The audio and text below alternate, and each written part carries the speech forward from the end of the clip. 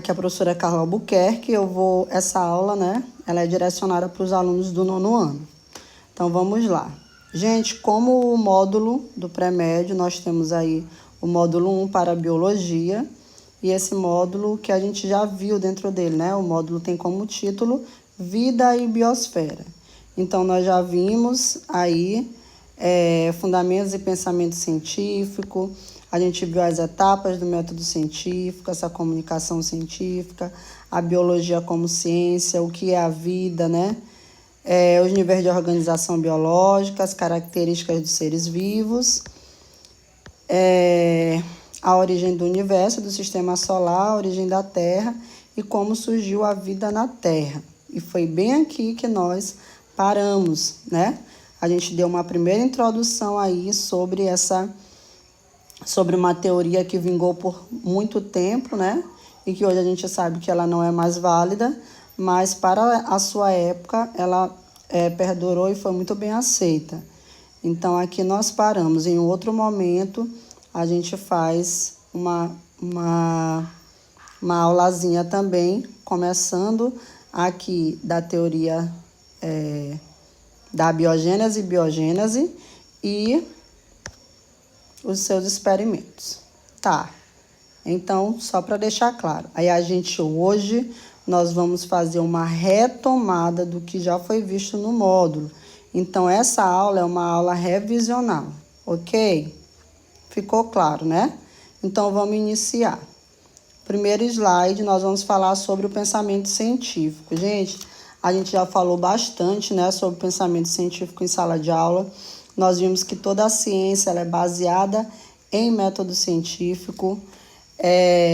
Quando a ciência ela não é baseada apenas em achismos, em empirismo, né? Mas ela precisa ser experimental. Então, por muito tempo, a ciência ela foi estudada, né? Foi até foi aceito por muito tempo que a ciência fosse estudada apenas por parâmetros observacionais, sem experimentos, mas depois, com a ciência moderna, aí, a gente vê a quebra disso e a implementação do método científico baseando todo o processo de construção aí dessas ciências, né? E o método científico, gente, ele tem as suas etapas, né? Que não são por si, elas não são etapas fixas. Elas podem ser, por exemplo, o último passo do método científico seria uma conclusão ou elaboração de uma teoria. Mas a teoria, ela, a partir de novos conhecimentos, novos experimentos, ela também pode vir, né, a ser, refutada. Então, o método científico, ele não é engessado, né? Então, bora lá, vamos seguir aqui o material. Hipótese versus teoria. A hipótese é uma tentativa de explicação para um fenômeno isolado, para uma observação que eu fiz sobre determinada coisa, e a teoria é uma ideia mais ampla, um modelo que explica coerentemente um conjunto de observações e de fatos abrangentes da natureza. A teoria, ela é mais abrangente porque ela já está mais completa, né? Ela já passou por etapas, como, por exemplo, a experimentação, que fez com que ela tivesse embasamento, tivesse mais coerência, tivesse mais suporte.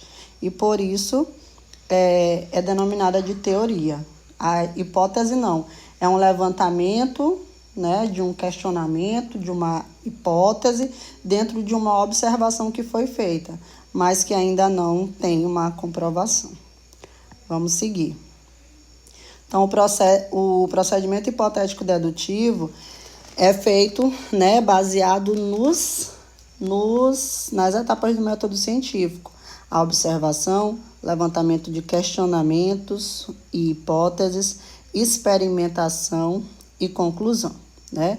Então, aqui nesse retângulozinho, no número 1, vocês veem a garota observando as goiabas. Aí ela fica se perguntando lá no retângulo 2, ela faz o levantamento de hipóteses, né? Então, ela pensa, será que as lagartas que aparecem, né? As larvas que aparecem dentro da goiaba foram depositadas por insetos? E aí ela deduz o quê?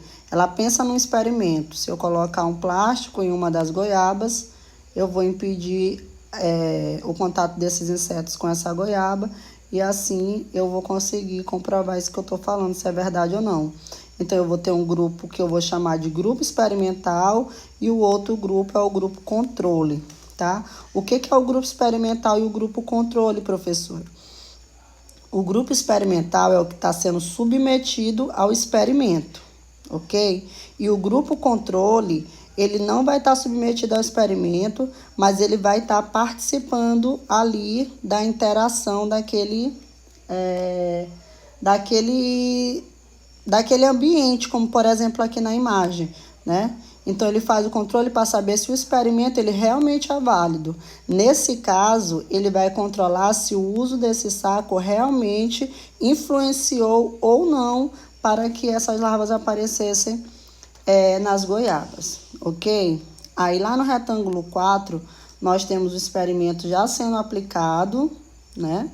E no 5 nós temos a conclusão. As goiabas que foram submetidas ao experimento, então o meu grupo experimental, ela consegue comprovar que não aparecem larvas dentro da goiaba que foi submetida ao experimento. Em contrapartida, o grupo que não foi submetido ao experimento, né, o grupo controle, as larvas apareceram, ou seja, realmente comprova-se aqui que a deposição de larvas nas goiabas, ela aparece por conta da presença de insetos ali.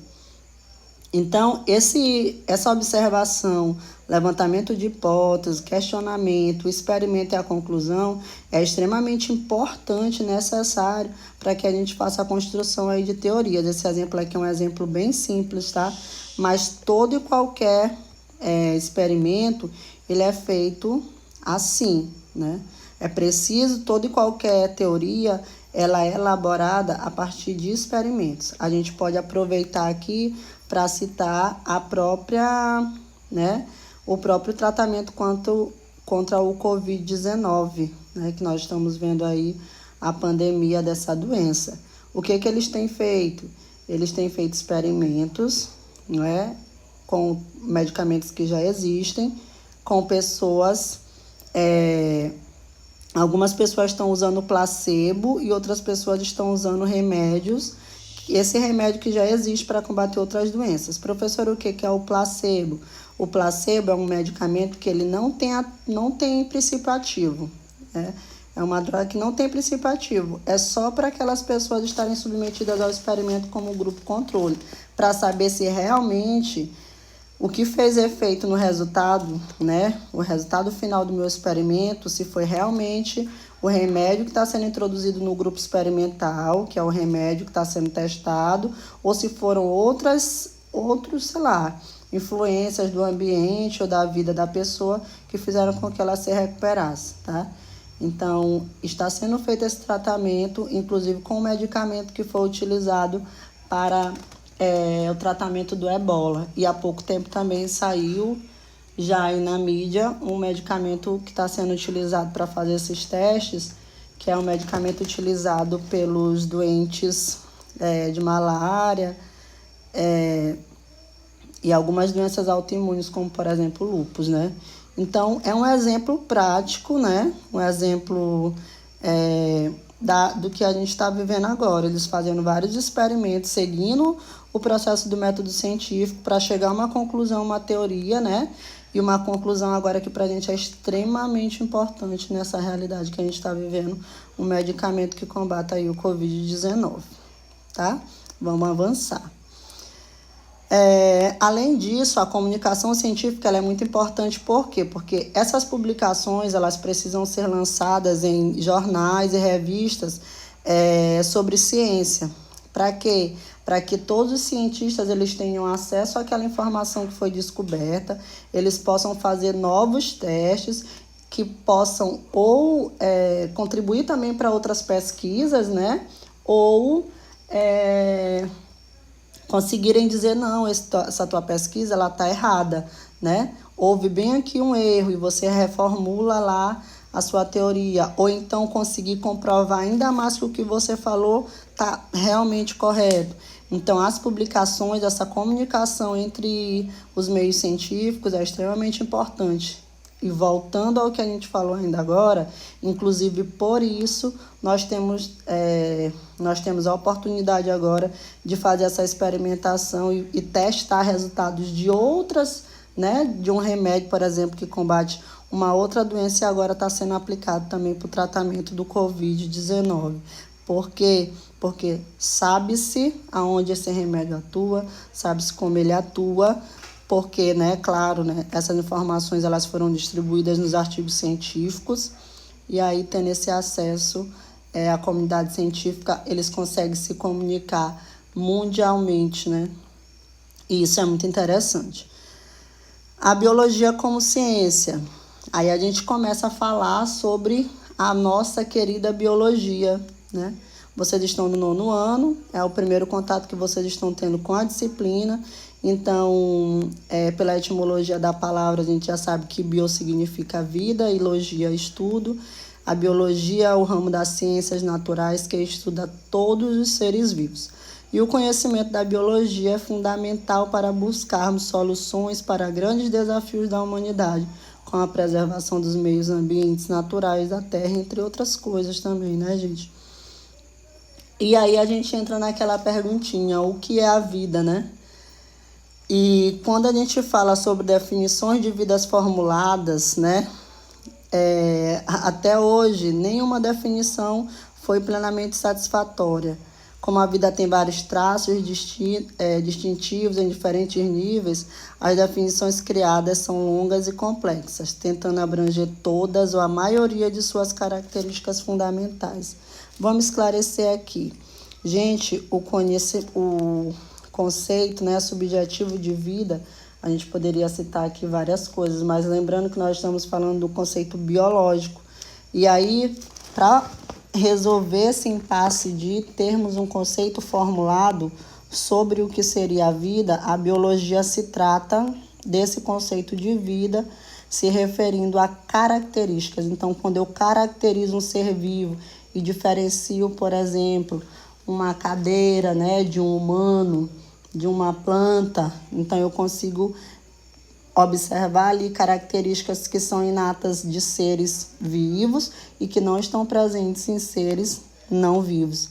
Então, a gente vai dizer que as características dos seres vivos conseguem formular aí esse conceito, conseguem me diferenciar, na verdade, do que o que seria um ser vivo de um ser não vivo. Os níveis de organização biológica. A gente viu que dentro desses níveis, o primeiro está o átomo, né? E o agrupamento de átomos, a gente vai formar aí moléculas. Essas moléculas, como a gente está falando de organização biológica, essas moléculas aí vão formar, né, uma organela celular.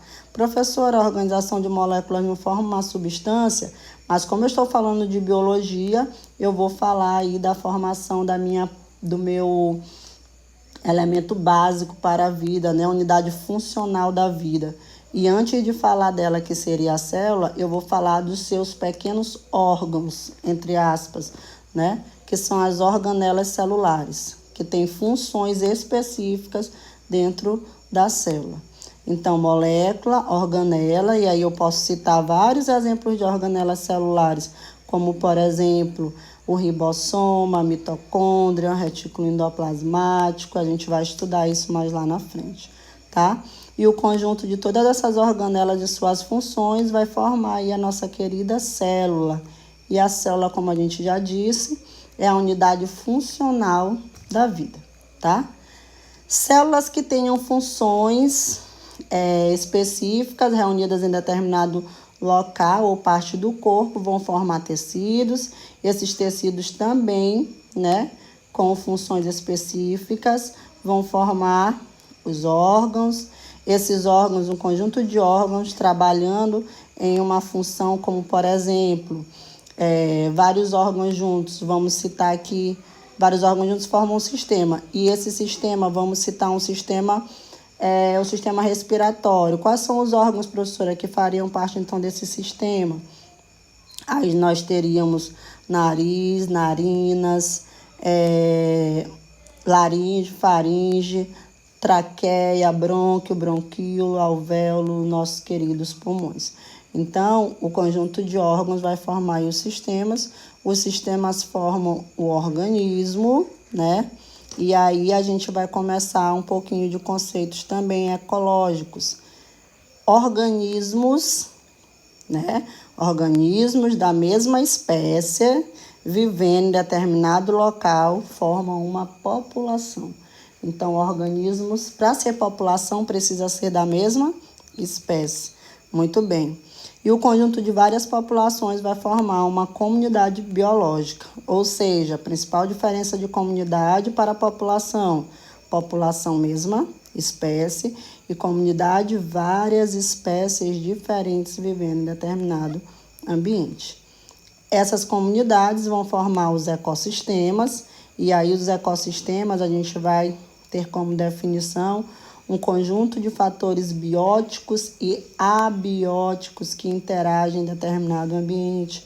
O que são os fatores abióticos? São os fatores que proporcionam, né, a manutenção dos fatores abióticos. Quem são esses, professor? Os fatores abióticos, temperatura, água, o próprio solo, né? Então, os fatores abióticos, eles não configuram vida, mas eles sustentam e mantêm os seres vivos ali de determinado ecossistema. Então, ecossistema é um conjunto de fatores bióticos e abióticos de determinado ambiente. E a biosfera vai corresponder toda a região do planeta aí onde há vida. Então, esses são os níveis de organização biológica.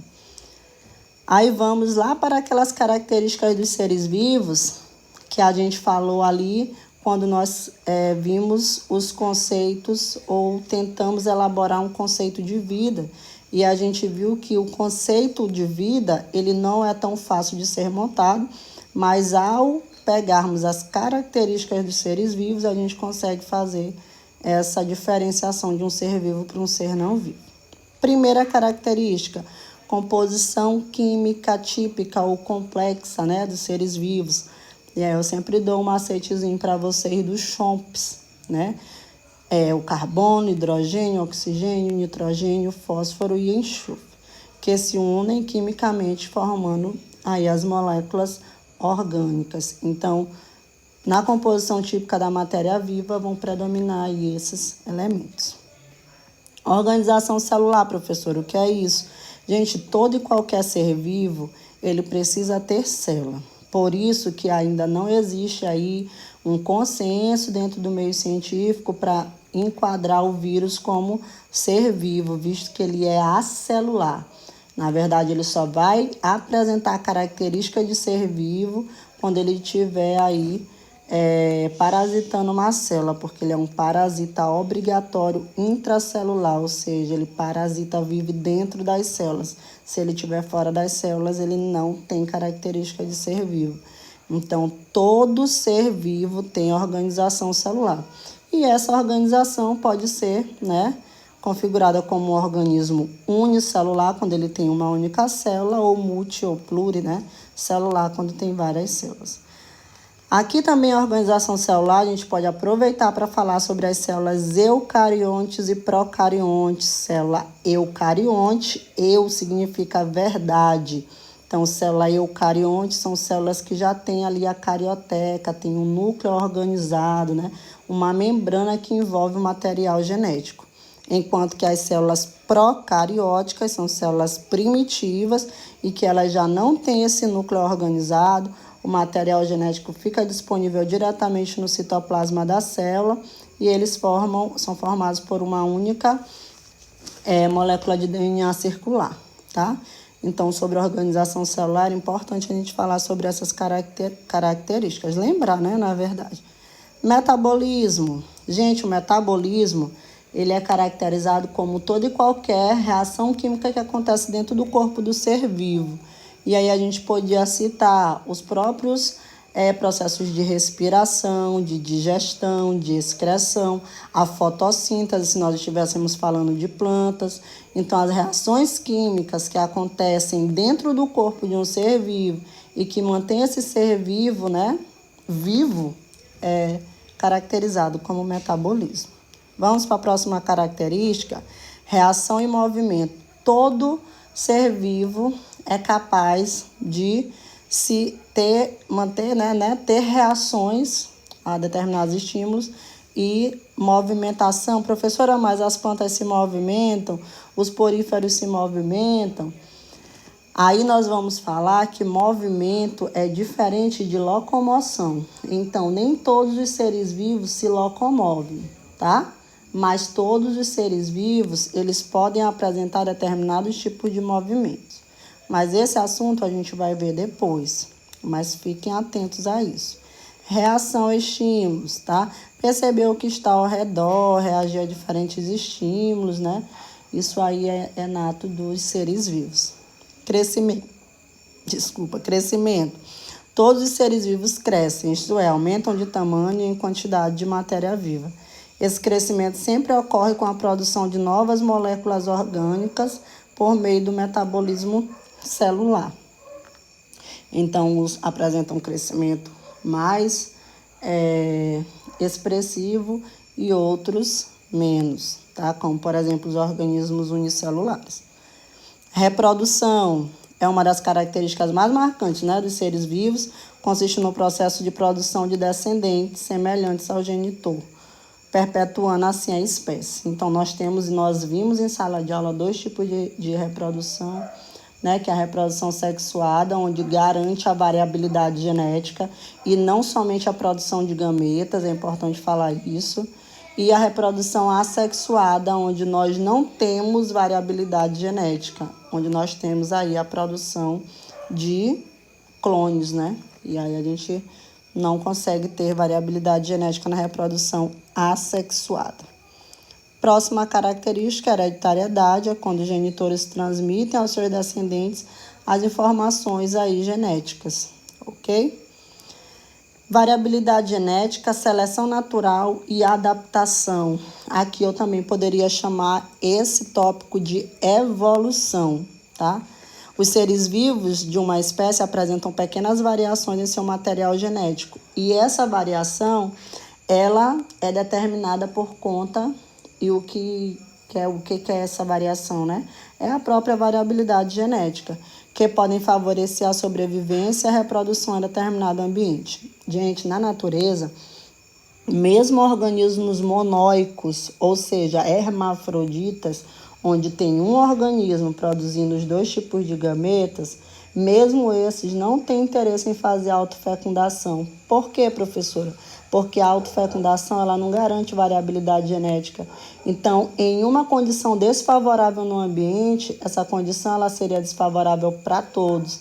Então, mesmo esses organismos que são hermafroditas, eles preferem fazer fecundação cruzada, né, entre 2 indivíduos diferentes. Que podem favorecer a sobrevivência e a reprodução em determinado ambiente, e isso configura a seleção natural. Então, a seleção natural, né, que foi elaborada lá por Darwin e Wallace, ela fala sobre adaptabilidade, onde o ambiente muda e aqueles que apresentam características que sejam mais aptas a essas mudanças vão sobreviver e passar essas informações aos seus descendentes. A seleção natural de características vantajosas em gerações sucessivas altera a espécie ao longo do tempo, fazendo com que se tornem mais bem ajustadas ao meio, ou seja, a adaptação. Então, o que muda é o meio, né? E o meio vai selecionar aqueles que sejam mais aptos, ok? Pronto. A origem do universo e do sistema solar. Então, nós temos como teoria para a origem do universo o nosso querido Big Bang, né? Tendo originou-se de uma força, né? Muito forte, aprisionada em um pequeno ponto, chegar ao ponto em que ele se expande e até hoje está se expandindo. E isso aconteceu há cerca de 3,7 bilhões de anos. E essa expansão aí, essa rápida expansão do universo, promoveu a diminuição da temperatura, permitindo a existência de matéria como a conhecemos hoje, e o surgimento também dos núcleos atômicos dos primeiros elementos, como, por exemplo, o hidrogênio, o hélio e o lítio. Quando o universo completou algumas centenas de milhões de anos, começaram a surgir as primeiras estrelas.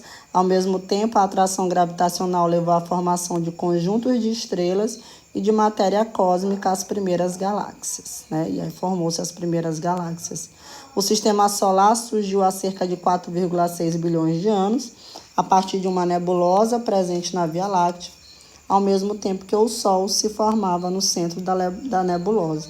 E nós temos como nossa estrela fornecedora de energia o nosso querido Sol, e por isso fazemos parte do sistema solar.